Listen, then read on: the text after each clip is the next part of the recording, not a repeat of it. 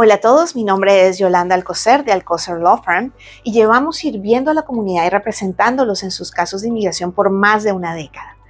Hoy voy a darle respuesta a algunas de sus preguntas más frecuentes que nos han dejado aquí en redes sociales. Un familiar entró por la frontera.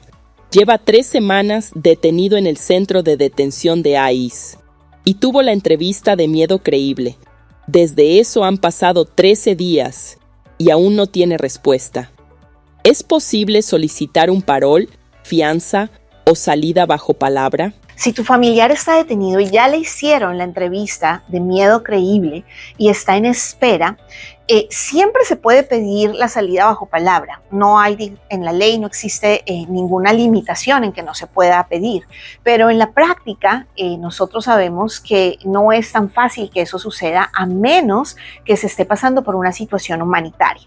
Entonces, lo que te aconsejo es esperar con calma a que les den la respuesta de su miedo creíble, de la entrevista de miedo creíble. Si la respuesta es positiva, entonces se va a poder pedir la salida bajo palabra ante los oficiales de ICE, o si los oficiales de ICE niegan esa salida por cualquier motivo, podríamos pedir la salida también ante el juez de inmigración, ya que en el momento en que la persona tiene positivo en su entrevista de miedo creíble, también se gana el derecho a ver a un juez en un proceso de remoción formal. Por lo tanto, esa persona tiene derecho a solicitar una fianza frente al juez de inmigración. Ahora, si la entrevista de miedo creíble es negativa, todavía hay cosas que podemos hacer. Podemos pedir una revisión frente al juez de inmigración y después de pedir una revisión al juez de inmigración, el juez va a tener en esa audiencia, el juez tiene que revisar su caso desde cero.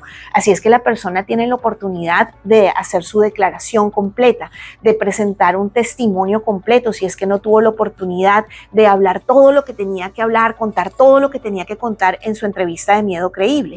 Si, digamos, el traductor no hizo un buen trabajo durante la entrevista de miedo creíble, si tal vez solamente tuvo muy poco tiempo para contar lo que le había sucedido y faltaron muchas cosas por compartir y en ese momento tu familiar no podía hacerlo por alguna razón, entonces se puede pedir la revisión frente al juez.